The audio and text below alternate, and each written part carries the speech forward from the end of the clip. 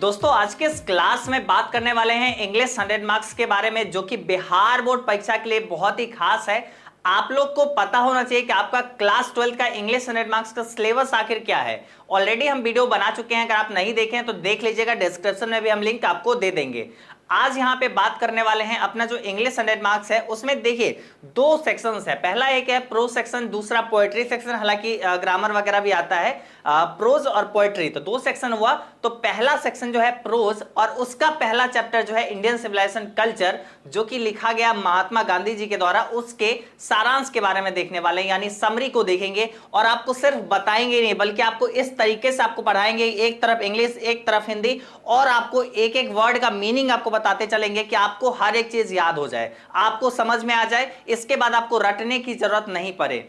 आप अगर अभी तक समरी वगैरह का कोई भी वीडियो देखें या फिर कोई भी और जगह से आप पढ़े हैं, तो ऑब्वियसली एक बार आप यहां से पहले कंप्लीट करके देखिए कि आपको कौन सा आसान रहता है, और आपको जो आसान लगे वो आप प्रॉपर्ली याद कर लीजिएगा, ठीक है, ताकि आप अपने एग्जाम में जब बोला जाए कि इंडियन सिविलाइजेशन कल्चर का समरी लिखे, सारांश लिखे, क्योंकि हर बार एग्जाम में आता ही है सारांश लिखने को, तो इसलिए सारांश तो आपको कंपलसरी है कि आपको देखना होगा। तो आइए शुरुआत करते हैं। सबसे पहले हम लोग जानेंगे राइटर से कि आखिर इंडियन सिविलाइजेशन कल्चर को लिखे कौन है। आइए सबसे पहले हिंदी मीनिंग हम लोग को समझना है ना, हिंदी में अच्छे तरीके से जानना है। तो सबसे पहले हमें यह जानना है कि आखिर ये लिखे कौन है, आखिर ये लिखे कौन है, मतलब सॉरी, सबसे पहले हमें यह जानना होगा इसका मतलब क्या है। इंडियन का मतलब पता है ना, भारतीय। इंडियन का मतलब भारतीय। सिविलाइजेशन का मतलब क्या होता है? सिविलाइजेशन का मतलब होता है सभ्यता, ठीक है, सभ्यता। और कल्चर का मतलब संस्कृति, यानी भारतीय सभ्यता और संस्कृति, ठीक है। भारतीय, इंडियन मतलब भारतीय, सिविलाइजेशन मतलब सभ्यता, कल्चर मतलब संस्कृति, भारतीय सभ्यता एंड मतलब और संस्कृति, ठीक है। तो चैप्टर का मतलब आपको समझ में आ रहा है ना कि भारतीय सभ्यता और संस्कृति के बारे में चर्चा किया गया इस पूरे चैप्टर में। अब यहां पे इसको लिखे कौन है, सबसे बड़ी सवाल ये है। तो अपने लिखे हैं यहां पे महात्मा गांधी जी, एम गांधी, महात्मा गांधी, मोहनदास करमचंद गांधी, यहां पे इस चैप्टर को लिखे हैं, ठीक है। इस चैप्टर को लिखे कौन है, ये आपके एग्जाम में बार बार सवाल आती रही है, तो इसलिए इसको देख लीजिएगा अच्छे से, ठीक है। चलिए आगे बढ़ते हैं। सबसे ज्यादा इंपॉर्टेंट ये सवाल है, ठीक है। आपके एग्जाम में बार बार ये बोला जाता है कि इंडियन सिविलाइजेशन कल्चर को कौन लिखे हैं, तो इसको लिखे हैं महात्मा गांधी जी, एम गांधी, मोहनदास करमचंद गांधी।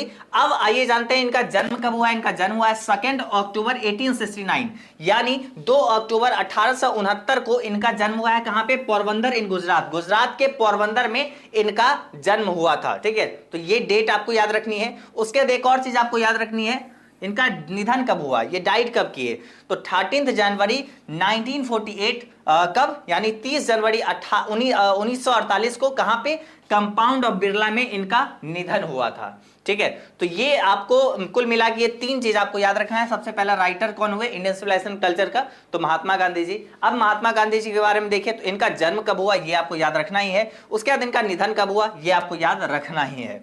तो यहां पे कुल मिला के ये तीन चीज तो सबसे पहले आपको याद रखनी है। उसके बाद Mahatma Gandhi is known as father of nation. आप जानते हैं फादर ऑफ नेशन हमारा कौन सा है, राष्ट्रपिता के रूप में कौन से जाने जाते हैं? महात्मा गांधी जी। महात्मा गांधी जी को हम लोग प्यार से बापू भी कहते हैं, तो ये भी आपको पता होगी, बचपन से आप लोग सुनते आ रहे हैं, पढ़ रहे हैं, नारा लगाते आए हैं। तो ये हो गया, मतलब अपना राइटर के बारे में जान लिए कि भारतीय सभ्यता और संस्कृति जो हमारा चैप्टर है इंडियन सिविलाइजेशन कल्चर, इसको लिखे कौन है, ये कुल मिला के बात हो गई। अब उसके बाद हम लोग सारांश को स्टार्ट करते हैं, समरी को स्टार्ट करते हैं, ठीक है। समरी को भी हम लोग बहुत ही अच्छे से हम लोग देखेंगे, तो चलिए उसको भी हम लोग स्टार्ट कर देते हैं। चलिए, तो यहां पे पहला लाइन से हम लोग शुरू करते हैं, पहला लाइन से देखना स्टार्ट करते हैं, ओके। तो आप लोग सब लोग पेशेंस बना के और अच्छे से देखिए, पूरा माइंड इधर आपका कंसंट्रेट होना चाहिए। और आप लोग अगर फुल आपका माइंड कंसंट्रेट यहां पे रहेगा, मेरा मानना है आपको 100% एक एक लाइन आपको याद हो जाएगी। चलिए तो स्टार्ट करते हैं। This essay Indian civilization and culture, क्या है यहां पे क्या है, चलिए स्टार्ट करते हैं।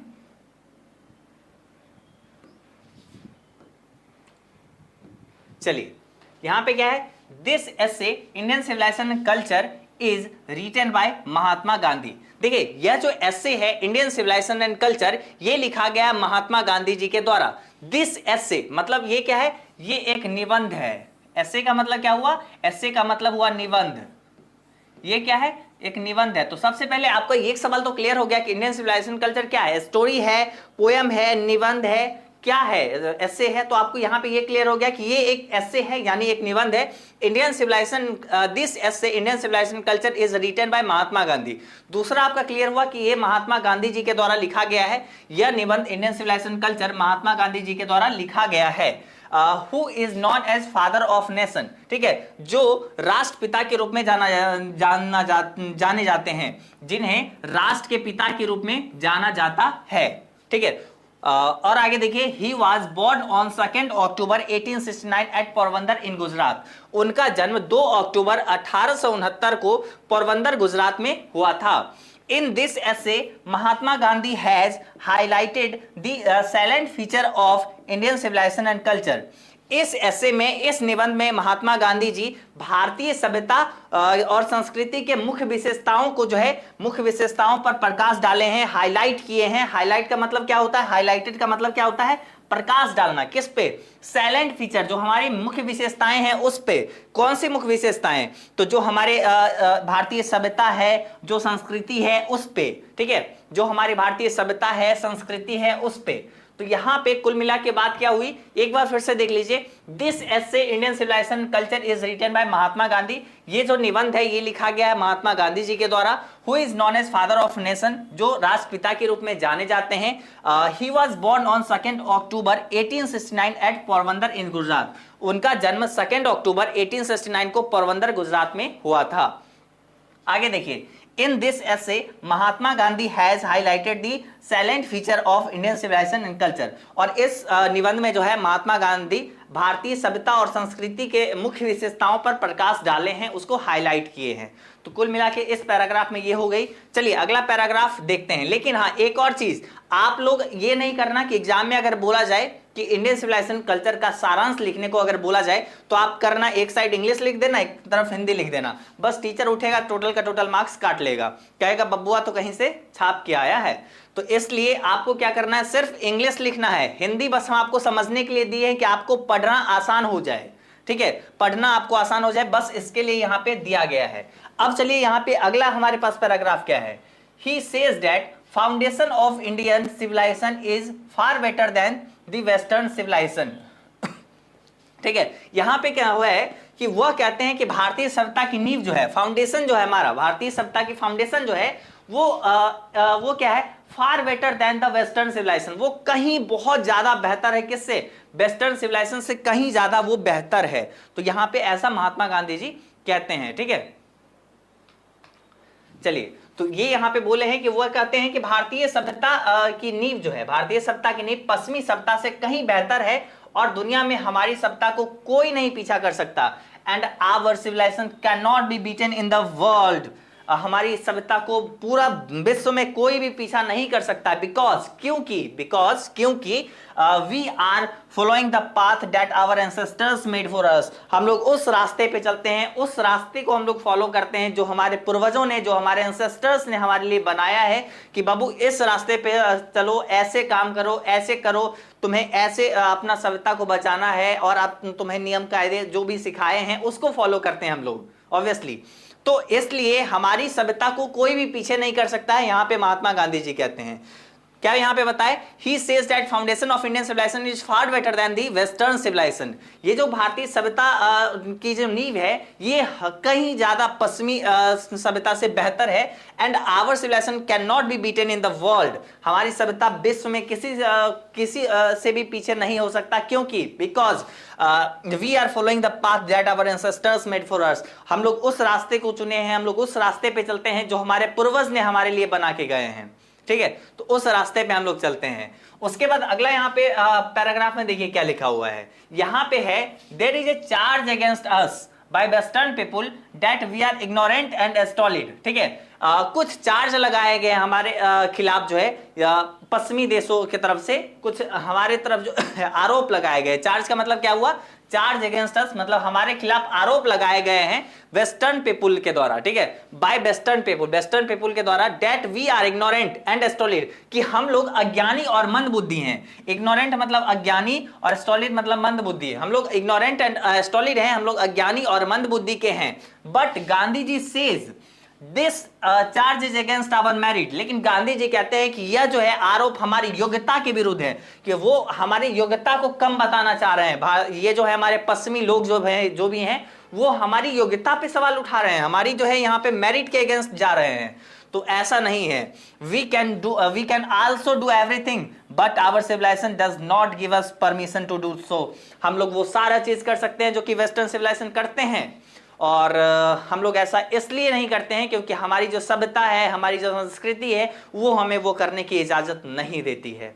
हालांकि देखिए काफी ऐसा हो गया है कि अब हर लोग फॉलो करने लगे हैं वेस्टर्न सिविलाइजेशन को और उसके तरफ खींचे चले जा रहे हैं, लेकिन अभी भी बहुत सारा ऐसा चीज है जो कि हमें उससे बहुत अलग बनाती है और उससे बहुत खास बनाती है, और अभी बात करने वाले हैं उसके बारे में। अभी तो फिलहाल ये आपको समझ में आ गया कि पश्चिमी लोग द्वारा हमारे खिलाफ आरोप लगाया गया है कि हम अज्ञानी और मंदबुद्धि के हैं, लेकिन गांधी जी कहते हैं कि आरोप हमारी योग्यता के विरुद्ध है।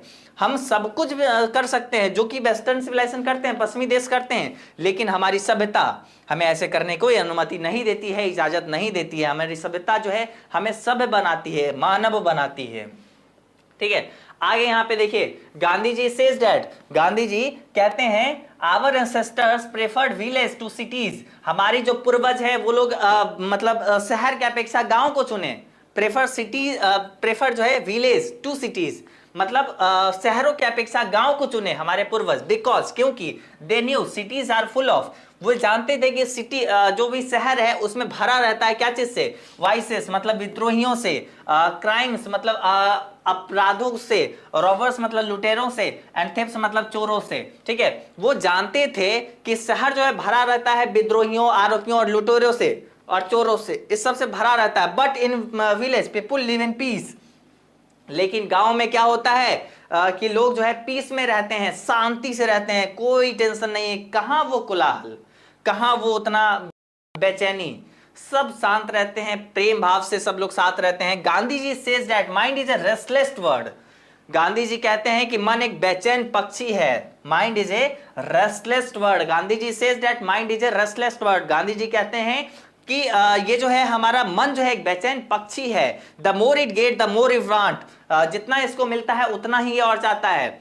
The more it get the more it want and still remain unsatisfied, और तब भी ये क्या होता है असंतुष्ट रहता है, and remains unsatisfied. So we should not indulge in our passion. ठीक है, इसलिए अभी यहाँ पे गांधी जी क्या कहते हैं, गांधी जी कहते हैं, गांधी जी सेज दैट, गांधी जी कहते हैं mind is a restless word, मतलब हमारा दिमाग जो है एक बेचैन पक्षी है। The more it get the more it want, जितना इसको मिलता है उतना ही और चाहता है, एंड स्टिल रिमेन्स अनसेटिस्फाइड, और यह फिर भी क्या रहता है, असंतुष्ट रहता है। So we should not indulge in our passion, इसलिए हमें जो है अपने जुनून में शामिल नहीं होना चाहिए, बल्कि कभी शांत होकर रुक भी जाना चाहिए। शांत होकर ये भी सोचना चाहिए कि नहीं, हमें भगवान ने जो भी दिया है, आज तक जो भी मिला है बहुत है, काफ़ी है, क्यों ना हम इसी में एंजॉय करें। क्या मतलब पड़ी हुई है कि हर चीज़ मेरा ही हो, ये हो वो हो, हर कोई चाहता है। देखिए यहाँ पे जो है ना मन एक बेचैन पक्षी है, अगर इसके बारे में अगर हम चर्चा करें तो यहाँ पे मेनली बताया गया है, जैसे मान लेते हैं आपके पास साइकिल है, आप सोचोगे कि काश हमारे पास बाइक होता, ऑब्वियसली आप सोचोगे बाइक होता, बाइक हो गया, उसके बाद आप सोचोगे हमारे पास कार हो गया, अब आप सोचोगे हमारे पास 10 कार हो, बड़े बड़े कार हो, लैम्बोर्गिनी हो, आप बहुत सारा चीज सोचोगे। लेकिन आपका यहाँ पे ये डिमांड लिस्ट है ना, ये कभी नहीं खत्म होगा, आपका नहीं बल्कि हर मानव का डिमांड लिस्ट कभी खत्म ही नहीं होता है। हर कोई अपने उस जुनून में लगे हुए हैं। तो महात्मा गांधी जी थोड़ा सा ये भी समझाते हैं कि हमें बस अपने वो जुनून में नहीं लगे रहना है, बल्कि कभी ये सोचना है कि जितना है बहुत है, जिंदगी को जीना चाहिए। अब देखिए यहाँ पे ये तो हुई, ये तो अपना हुआ पूरा चैप्टर। ठीक है, ये चैप्टर हुआ जिसका आपको सारांश हम आपको बताए हैं। ठीक है, सारांश बताए हैं। अब थोड़ा सा हम अपने लेवल से आपको इसके बारे में समझाते हैं। ठीक है, थोड़ा सा समझिएगा प्लीज। देखिए ये जो निबंध है ना, इंडियन सिविलाइजेशन कल्चर, ये महात्मा गांधी जी के द्वारा लिखा गया है, और उन्हें राष्ट्र के पिता के रूप में जानते हैं। उनको मतलब उनका जन्म 2 अक्टूबर 1869 को गुजरात के पोरबंदर में हुआ था। ये सब तो ठीक है। उसके बाद इस निबंध में महात्मा गांधी जी भारतीय सभ्यता और संस्कृति के मुख्य विशेषताओं पर प्रकाश डाले हैं। ठीक है, इस जो है निबंध में ये क्या किए हैं, मतलब जो भी भारतीय सभ्यता है और संस्कृति है उसके मुख्य विशेषताओं पर प्रकाश इन्होंने डाले हैं। उसके बाद आगे यहाँ पे क्या बताया गया है, यहाँ पे है कि वे कहते हैं कि भारतीय सभ्यता की नींव जो है पश्चिमी सभ्यता से कहीं बेहतर है। देखिए पश्चिमी सभ्यता में आप देखोगे लोग क्या करते हैं, बहुत सारा चीज उनका खाने का तरीका अलग है, खाने का भोजन का टाइप अलग है। कहीं कहीं तो आप सुने थे चमगादड़ लोग खा रहे थे, पता नहीं क्या क्या हुआ पूरा संसार में, पूरा वर्ल्ड में देखे क्या हुआ, कोविड वगैरह। तो हर लोग का खाने का तरीका, क्या खा रहे हैं, सब लोग कुछ बदल जाता है। लेकिन कहीं ना कहीं अभी भी भारतीय बहुत लोग सभ्य हैं। और उसके साथ में मतलब जो पहनावा होता है, साथ में रहन सहन, जो लगाव होता है आपस में लोगों का, वो कहीं ना कहीं वहाँ पे उतना ज़्यादा नहीं देखा जाता है जो कि हमारे भारत में देखा जाता है। आप सोचिए ना कि अगर आप बिहार में हैं, अगर आप मान लेते हैं आप एक छोटा सा शहर से हैं और आप दूसरे शहर गए और आपके शहर के अगर कोई लोग मिल जाते हैं तो अरे भाई साहब आप कहाँ से हैं, हम भी वहीं से हैं, अच्छा अच्छा आप वहाँ से हैं, मतलब एक होता है, एक लगाव सा हो जाता है। और वहाँ वगैरह ऐसा नहीं होता है वेस्टर्न सिविलाइजेशन में। तो ये जो है ना, ये हमारे पूर्वज ने हमें एक रास्ता दिखाया है कि इस तरीके से अपने बड़ों का आदर करना है, छोटों के साथ प्यार करना है। तो अच्छे से मतलब वो बताए हुए हैं, एक डेडलाइन बनाए हुए हैं कि बाबू अगर इस तरीके से चलोगे जीवन में अच्छा करोगे। अभी भी आप देखोगे बहुत सारे लोग ऐसे मिलेंगे आपको जो कि आपको बहुत सारे चीज बताएंगे, सिखाएंगे। तो ये सारा चीज है हमारी सभ्यता के बारे में, महात्मा गांधी जी ये सारा चीज बोले हैं। और साथ ही साथ आगे क्या बताए हैं उसको चलिए देखते हैं। साथ में ये भी तो बोले हैं कि हमारे भारतीय सभ्यता का जो नींव है ना, ये इतना मजबूत है कि कोई भी पूरा वर्ल्ड में कोई भी इसे पीछा नहीं कर सकता है। ठीक है, इससे पीछा कोई नहीं कर सकता है। पश्चिमी लोग हमारे खिलाफ आरोप लगाते हैं कि हम लोग अज्ञानी और मंद बुद्धि के हैं। अगर हम लोग मान लेते हैं, अगर उतना ज़्यादा शौक नहीं रखते हैं, उतना ज़्यादा शौक नहीं रखते हैं, इसका ये मतलब नहीं कि हम लोग अज्ञानी और मंद बुद्धि के हो गए। ये यहाँ पे आरोप लगाया गया वेस्टर्न सिविलाइजेशन के द्वारा। जो पश्चिमी लोग हैं, पश्चिमी लोग में आपके बहुत सारे देश आ जाते हैं बड़े बड़े, जो अधिकार करके यहाँ से भी गए। और वो सारे देश के बारे में यहाँ पे बोला गया है कि वो लोग हम लोग को बताते हैं कि हम लोग अज्ञानी हैं, मंद बुद्धि के हैं। तो गांधी जी कहते नहीं, ये तो ऐसा बात नहीं है, आप जो आरोप लगा रहे हैं वो कतई गलत है। हम लोग हर सारा चीज कर सकते हैं जो कि आप लोग करते हैं, और लेकिन हम लोग ये नहीं करते हैं क्योंकि हमारी सभ्यता, हमारे पूर्वज ने हमें जो रास्ता दिखाई है उसमें वो सही उसकी इजाजत नहीं मिलती है। ठीक है, उसकी अनुमति नहीं मिलती, हमारी सभ्यता ऐसे करने पे रोकती है। तो इसलिए जो है मतलब हम लोग बेसिकली सभ्य रहना चाहते हैं, सभ्यता में, अपने सभ्यता में सभ्य रहना चाहते हैं। तो यहाँ पे गांधी जी ये कहते हैं। हालांकि Gandhi ji line by line आप जब पढ़ोगे तो उसमें हालांकि गांधी जी ये भी बताए हैं कि वो ऐसा नहीं है कि पश्चिमी का बुराई ही कर रहे हैं, बल्कि उनको बहुत सारा चीज़ जानने को मिला पश्चिमी देशों से, बहुत सारा चीज़, उसके लिए वो थैंक्सफुल भी है, वो ग्रेटफुल भी हैं। ठीक है, कि मतलब उनको मिला है वो सारा चीज़, पश्चिमी देशों से भी बहुत सारा चीज़ सीखने को मिला। लेकिन अभी भी ऐसा है कि हम लोग से वेस्टर्न सिविलाइजेशन जो है वो बहुत सारा चीज़ सीखते हैं और अपना रहे हैं। जैसे अभी हम लोग उनका अपना रहे हैं वैसे ही वो लोग भी अपना रहे हैं। तो ऐसा है। उसके बाद आगे यहाँ पे देखिए, आगे यहाँ पे क्या बताया गया। आगे यहाँ पे है कि गांधी जी कहते हैं हमारे पूर्वजों ने शहरों की अपेक्षा गांव को चुना। शहर में आप जानते हैं कितना मतलब वातावरण प्रदूषित रहता है, साथ ही साथ चोर, लुटेरे, डाकू, ये सारा चीज मतलब रहते हैं हर जगह, एक दूसरे का ये कर देते हैं, वो कर देते हैं, ऐसे रहते हैं। उसके बाद कोलाहल कितना रहता है इस मतलब पूरे इस संसार में, जो भी कोलाहल रहता है वो आपको ज़्यादातर शहर में ही देखने को मिलेगा। जो शांति रहती है वो अक्सर आपको गांव में मिलेगी। आप गांव में कभी आप रात को देखना कितना शांति है, लेकिन शहर में भी आपको ऐसा शांति रात को भी नहीं मिलेगी, ऐसा है। तो हमारे जो भी पूर्वज थे ना वो हमेशा गांव को चुने और गांव को पसंद किए, क्योंकि वहाँ पे बहुत ज़्यादा विद्रोही अपराधों से भरा हुआ, चोर लुटेरे सब भरे हुए रहते हैं शहर में, इसलिए गांव को चुने। गांव में लोग शांति से रहते हैं, पीस से रहते हैं। आप ऑब्वियसली जानते हैं पीस इज प्रेशियस, मतलब हमारे शांति जो है वो बहुत ही अनमोल है। तो शांति के लिए आपको ऑब्वियसली कुछ ना कुछ करना चाहिए, और इसीलिए हमारे पूर्वज गांव को चुने हैं। उसके बाद यहाँ पे बताए हैं कि गांधी जी कि मन क्या है, हमारा मन एक बेचैन पक्षी बन गया है, मन एक बेचैन चिड़िया है, इसको ऐसा है ना कि जितना सारा चीज मिलता है तब भी ये इधर उधर भटकते रहता है कि नहीं, और कुछ चाहिए और कुछ चाहिए। तो इसलिए यहाँ पे बताए हैं कि नहीं, रुक जाना चाहिए, मतलब जीवन को जी लेना चाहिए। ये नहीं कि भागते चल रहे और एक समय आया कि हम लोग खुद इस दुनिया से भाग गए। तो थोड़ा सा रुक के, थोड़ा सा लाइफ को एंजॉय करके रहना चाहिए। इस पल को एंजॉय करिए। ये नहीं है कि आप लोग से भी ये अनुरोध है कि आप लोग भी ये नहीं कि बस बोर्ड एग्जाम में हमें मार्क्स लाना है, बस पढ़ना है पढ़ना है पढ़ना पढ़ना। अरे थोड़ा पढ़ना है, अच्छे से पढ़ना है, लेकिन अब ये नहीं है कि अपना लाइफ को जीना ही छोड़ दो। कहते हैं ना कि ए जिंदगी तुम्ही को बेहतर बनाने में तुम्ही को नहीं जी पा रहे हैं। तो ये है कि बहुत सारे लोग की ये भी सोच है कि मतलब ऑब्वियसली अभी अगर थोड़ा सा मेहनत कर लेंगे तो आगे अच्छा करेंगे, ऑब्वियसली अच्छा करेंगे, लेकिन हाँ ये भी है कि थोड़ा बहुत इंजॉयमेंट ज़रूरी है। ये सब एक लाइफ का पार्ट है और उसी सब से आपको माइंड की शांति मिलेगी। तो ये सारा चीज़ यहाँ पे बेसिकली इस चैप्टर में बताया गया है। कुल मिला के आपको ये चैप्टर समझ में आ गया होगा।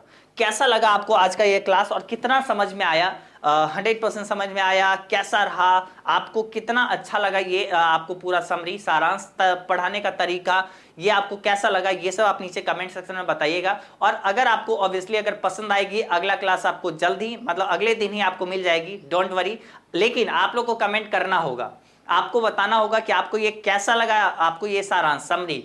तो आप निश्चित रूप से कमेंट करिएगा। साथ ही साथ इस वीडियो को लाइक जरूर कर लीजिएगा और इसके बेसिस पे हम आपको आगे वीडियोस डेली देते चलेंगे, आगे आपको क्लासेस डेली देते चलेंगे और आप अच्छे से कंप्लीट कर लीजिएगा और एग्जाम में अपना बेहतर करिएगा। ठीक है, तो चैनल को सब्सक्राइब करके अपने दोस्तों के साथ शेयर कर लीजिएगा। ठीक है, ताकि सारे लोग आ जाए और अच्छे तरीके से तैयारी करें और हम आपको डेली क्लासेस यहाँ पे लेते चलेंगे। अब तो बने रहिएगा हम लोग के साथ। आज के इस क्लास में बस इतना ही। Tata bye bye.